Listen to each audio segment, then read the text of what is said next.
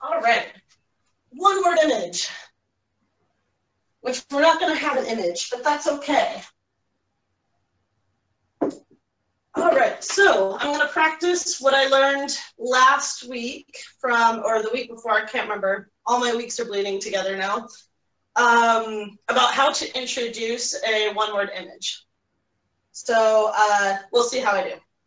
Class, we are going to imagine something. We're going to imagine an object. And that object is right here in this box, right there. Generally, I would set it on a stool. That's one of the powerful things I learned at Comprehensible Cascadia was focus it. Set it on a stool. It's now real because we're looking at it on the stool. We're going to put it in this box right here. Whatever it is, it's sitting in this box. All right, class, we're going to imagine an object. Now, this isn't going to be a real object, but we're going to need to start with something. And then we're going to imagine what it looks like. We're going to imagine how big it is. We're going to imagine its name. We're going to imagine how it feels. And eventually we might even make a story with this object. But first we need a really great object. So think, what is an object that we can imagine? Just tell me in English. And Botond, you're going to be a couple of different students. So I'm going to do this the way that I usually do it, which is I take up to 3 suggestions that I like, and then we vote, which there's just one of you, so I just need 3 suggestions. So class, what object might we put in this box? Any object. A meat. A what? A meat. A Meat? kitchen meat. Like A kitchen meat. An oven meat. A glove. I'm not hearing this clearly over this. A glove. A meat. A glove. A glove. Okay. A glove. Okay. So we might imagine a glove. Okay. What's something else, class, that we could imagine? A vase. A vase. Like a glass of water? Or a vase. Or a vase. A vase for flowers or a glass of water? Yeah. It's the same word. Yeah. A vase for flowers. A vase for flowers. Okay. And then what's something else we might imagine? Maybe a cloud. You could imagine a cloud. A cloud. Is that yeah. right? Yeah. Okay. Great. Okay.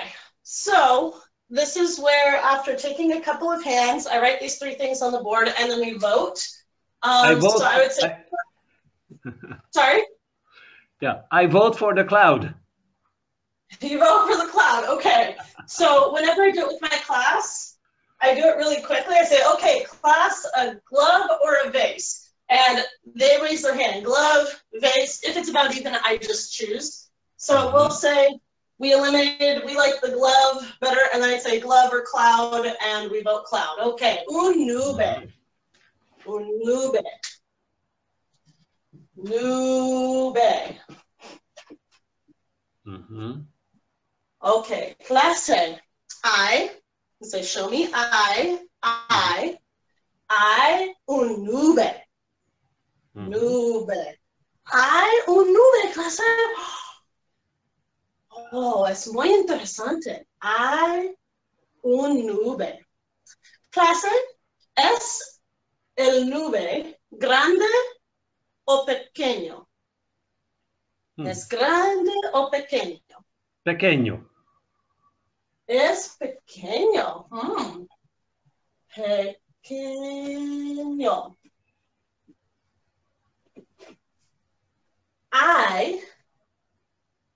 Mira, clase, mira, look, mira. Hay un nube pequeño. Clase, ¿es el nube pequeño o es muy, muy, muy pequeño? ¿O es muy, muy, muy, muy pequeño. ¿Es microscópico? No es microscópico, no es un nube muy, muy pequeño. Ok, es muy, muy pequeño. No es microscópico, no, ridiculoso. Hay un nube muy, tres muy. Sí. O Muy, muy, cuatro. muy. Tres muy. Tres. Tres muy. Tres muy. Tres muy. Hay un nube tres muy pequeño. Es muy pequeño. Mira, clase. Mira el nube pequeño. Mira el nube muy pequeño. Piensa en el nube. Piensa. What's piensa? Think. Think, yeah. Piensa en el nube, clase. Piensa.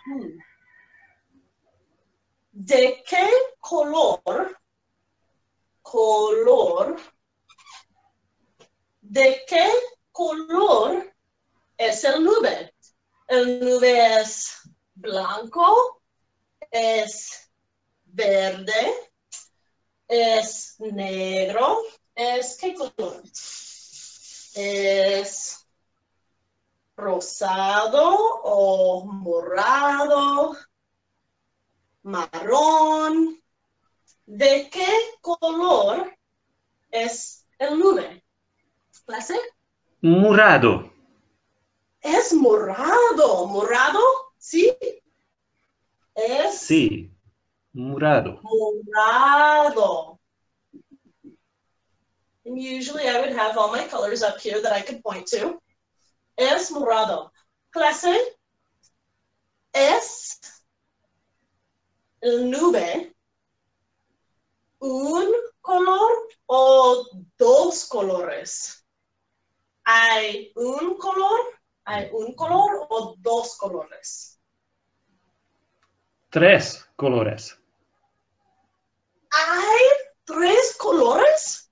Sí. Es fantástico. Ok, color número 1 es morado. ¿Qué es color número 2? Orange. Orange. Anaranjado. Y, ok, hay nube. Hay tres colores en el nube. Color número 1 es morado. Color número 2 es anaranjado. ¿Qué es color número 3? Blue. Es azul. Azul.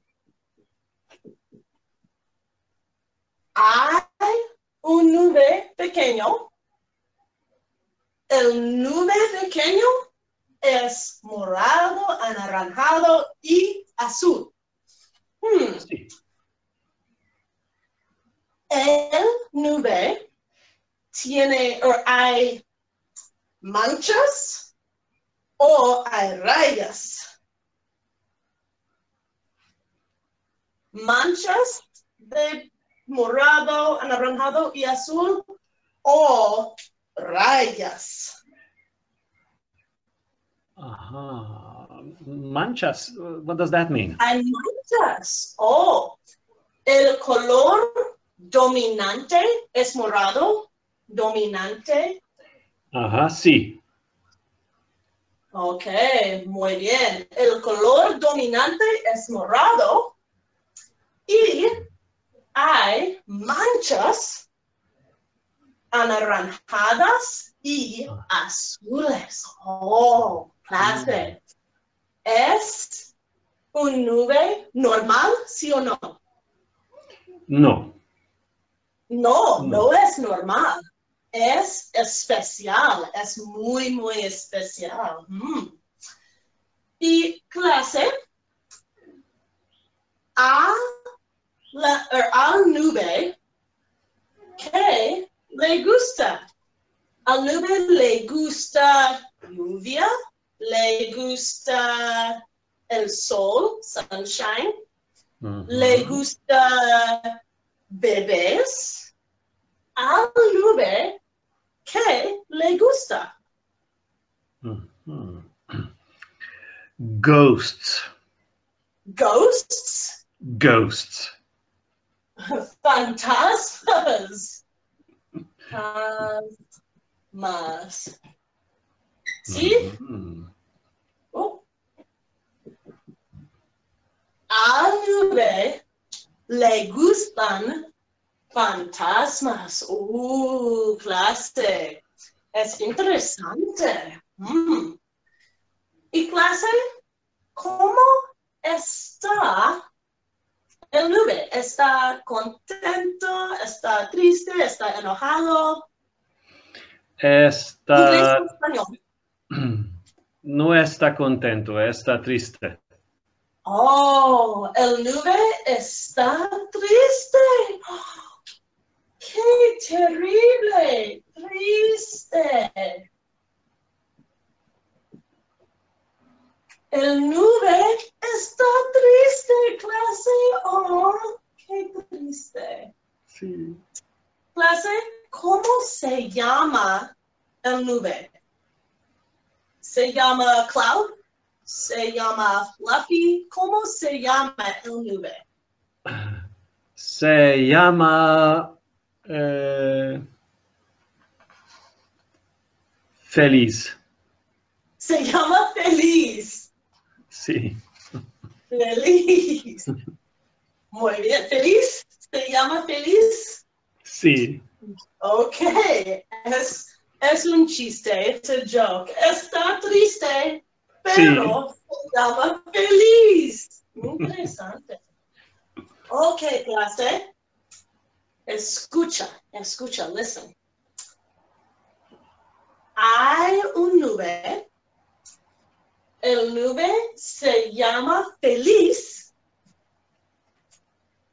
Feliz es muy pequeño.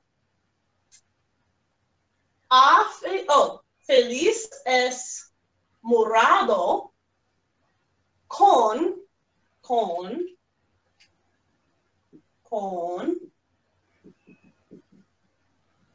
Feliz es morado con manchas anaranjadas y azules. A Feliz le gustan fantasmas. Clase, Feliz está triste. Se llama Feliz, pero está triste.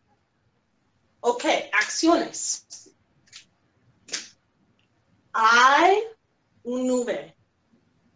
El nube se llama Feliz, pero no está feliz. Feliz está triste. Oh, qué terrible. Feliz es muy pequeño. Es morado y hay manchas anaranjadas y azules. A Feliz le gustan fantasmas. Fantasmas. Feliz está triste. ¿Está un poco triste o está muy triste? Muy triste. Oh, Feliz está muy triste. Clase, ¿por qué? Why? En inglés. ¿Por qué está muy triste? Ideas en inglés. No hay fantasmas. Hoy no hay fantasmas. ¡Ay, caramba! ¡No hay fantasmas! A Feliz le gustan fantasmas, pero no hay fantasmas. Así que está muy triste. Ok, vamos a escribir. Aquí, clase, ¿qué escribo? Habla en español. ¿Qué? Hay un nube. Un nube. ¿Cómo se llama? Oh, hay un nube. ¿Cómo es? Muy muy, muy, muy pequeño. Muy, muy, muy pequeño. ¿Es microscópico? No es microscópico, es como un elefante. ¿Un elefante muy, muy, muy pequeño? Es como un elefante normal. Oh. No Un nube nubes. normal es más o menos grande, ¿sí? It's pretty big. Un nube normal, ¿sí? Un nube pequeño es como elefante. It's like an elephant. Es Sí. pequeño for Sí. a nube, right? Sí. Okay. Es muy, muy, muy pequeño. No es microscópico. ¿Cómo se llama el nube? Se llama feliz. Se llama feliz. Oops. Feliz. ¿Está feliz? No, ¿Está feliz? no está feliz. Okay. Feliz no está feliz. No, correcto. Se llama feliz, pero no está feliz. Nombre, emoción, ¿sí? Uh-huh. Se llama feliz, no está feliz. Nombre, emoción. Ok, se llama feliz, pero no está feliz. ¿Cómo es? ¿Qué color? Es morado. Morado. ¿Cómo se dice with? Con manchas. ¿De qué color? anaranjados. Anaranjadas. ¿Y qué color? Azules. Yes, muy bien. Ok. Y a feliz, ¿qué le gusta? A feliz le gustan fantasmas. A feliz le gustan fantasmas muchísimo. Oh, le gustan fantasmas muchísimo. Está triste, ¿correcto? Está Sí. triste. Está triste. Triste. Pero. ¿Qué? ¿Por qué? Porque hoy no hay fantasmas. No hay fantasmas. Okay. So at this point, we've done this. We're going to say, write and discuss. Vamos a leer como un clase. We're going to read as a class. En inglés. You have to follow my hand. There is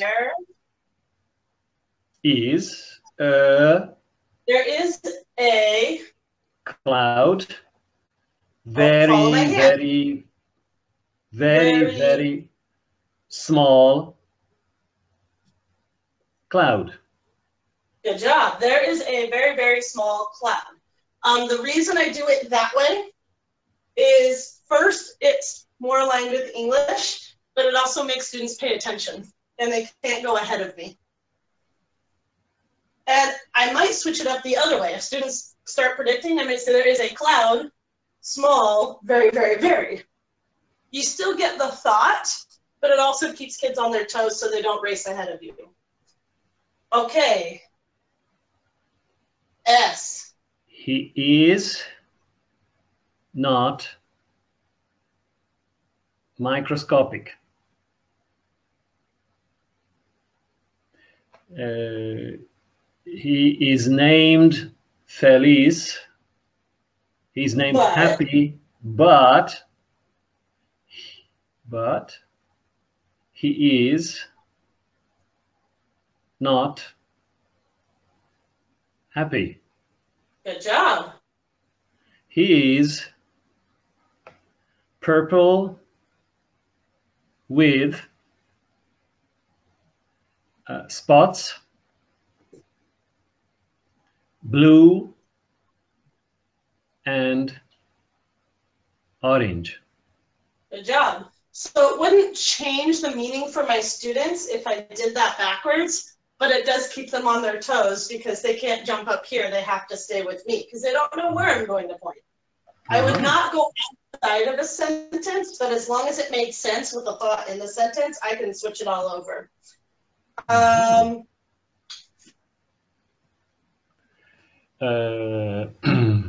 Feliz likes ghosts very much. Good job. OWI today. Today there aren't any ghosts. He is sad. So we did that in 2 sentences, but when I wrote it, I put this word in the middle. He is sad, there aren't any ghosts. What word did I put here to connect those? Because. Good job, because. I do try to have at least one compound sentence in my writing because that's what takes students' writing to the next level is how can we start connecting así que with so. I could have said, today there aren't any ghosts, así que está triste. There aren't any ghosts, so he's sad. So if I can start embedding those so, because, however, that's on my rubric as an advanced thing, and that's my differentiation there as well. All right, we just read this together. Do you have any questions about why I wrote something the way that I did?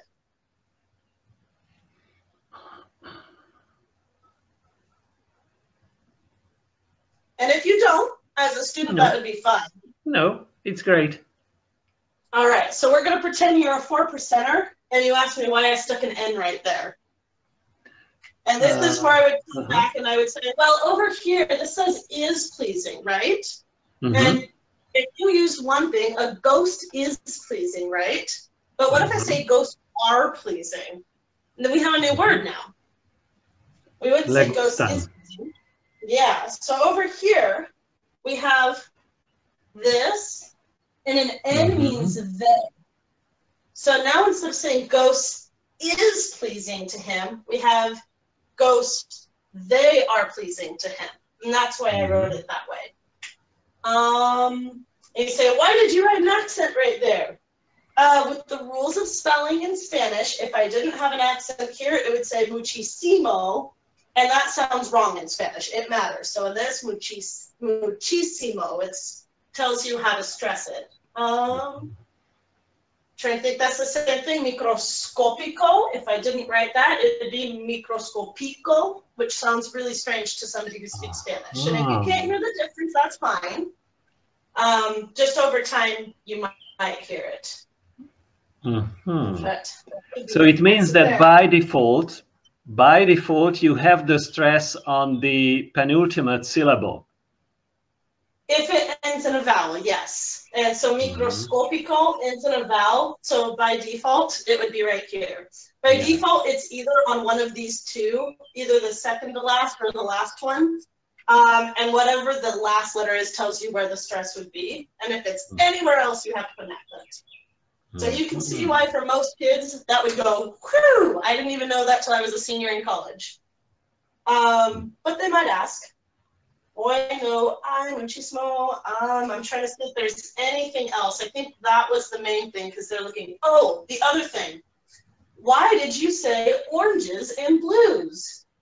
In Spanish, we have to make things match. So does he have one spot or more than one spot? So this is plural. And anything that goes with spots, the spots are orange and they're blue. So I also had to make these ones plural. And they might ask, okay, well, why is that one with an O and an A? Because it has to match. Mancha ends in an A, so I have to make that match. But these never change. They're easy. These are easy. Mm-hmm. So those are all the things that I can anticipate students might ask. But again, I would get all the way to this point. And one of the things that I learned from last year is you have to be a predictable teacher. We might think predictable isn't exciting, but if my students know we're going to talk about the grammar at this point, it will make it much easier for me to focus on input when I'm doing this, and then we'll interrupt the flow of the input. Whereas if they see me saying something up here, oh, tiene manchas anaranjadas, you have to train them not to say, why did you say anaranjadas instead of anaranjado? If they know we're going to do this every day, and they know I'm going to give them a chance to say, why did you write it like that? Then hopefully I can train them out of ever asking during this time. They just focus on input here, knowing they can do their grammar stuff down here if they need to. Any questions about that? Yes. In the first part, we use the word contento.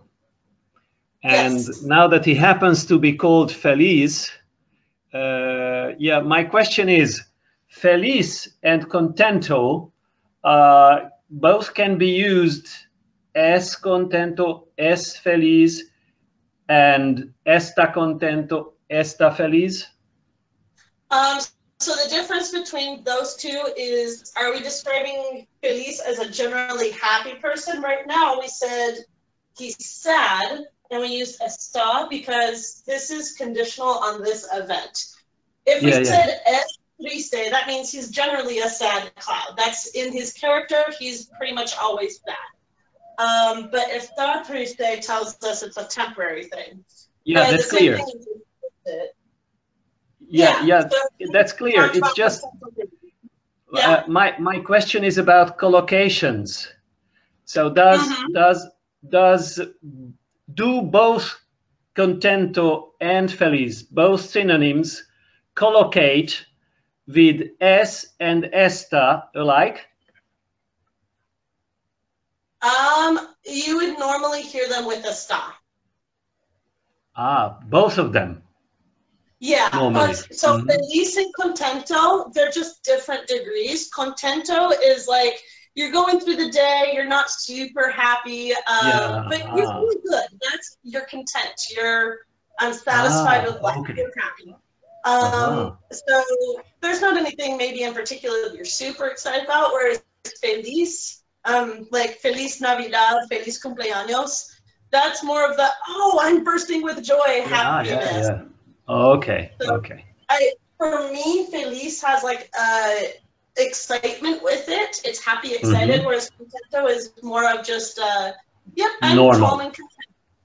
Yep. Okay. There is another thing. Yeah, yes. when you explain the plural of adjectives, yes. It is very easy to understand because it is the same thing in Hungarian and in a couple of languages that I am more or less familiar with. And I always make sure when anything arises that we speak about, I like to ask my students, does it work like it does in English, or does it work like it does in German or French or whatever language a student is familiar with? Yeah, so in the United States, we have our national standards are 5 C's, and two of those C's are connections and comparisons. And that's definitely something you compare and contrast the languages and their features. So that would definitely be an opportunity for even us to hit more standards to say, is it like this in English? Is it like this? Just like what you're saying with the L1, how is this similar? How is this different? So that could be another one. I'm going to put another star up here like I did last time. Intentional comparisons.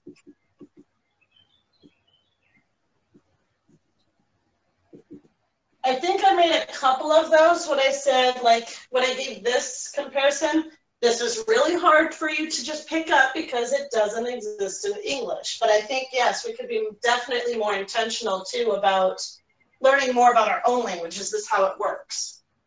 Yeah, it's again that is something that is easy to understand if you also speak some Russian or Hungarian. Mm-hmm. So if you have students coming from different backgrounds who have various first languages, then I would definitely ask them, is it like this in your language or is it different? You know, that's a very powerful thing too. Is it like this? I think that's very validating for students, that you don't simply ignore their culture and their background and recognize, especially something that doesn't necessarily get highlighted too much in schools, and we deal with this a lot in American schools, of students come here and it's almost like they have to check their culture at the door in a lot of places. That I bring this whole background, but when I come to the school, I have to be this different person. So I think definitely validating, if you know that students speak other languages, is it like this in your language? And then I think that also builds the class community, that we get to see that person shine a little bit. But also recognize there's going to be a lot of students, particularly in the US, that are taking Spanish, that maybe if they could pick any language in the world, they would take another language, but maybe only Spanish is offered at that school because Spanish is what's pretty much offered at all schools. And if you only have one language, it's going to probably be Spanish. Mm-hmm. So I do like that, because then they can also feel like they're learning a little bit about other languages, and you might get some more buy-in and interest, as well as, oh, if I learn Spanish, then I can also be better at this or understand this a little bit more too. Mm-hmm. Some good thoughts. Yeah. Think about that more. Anything else on here? No, we can go on. Okay.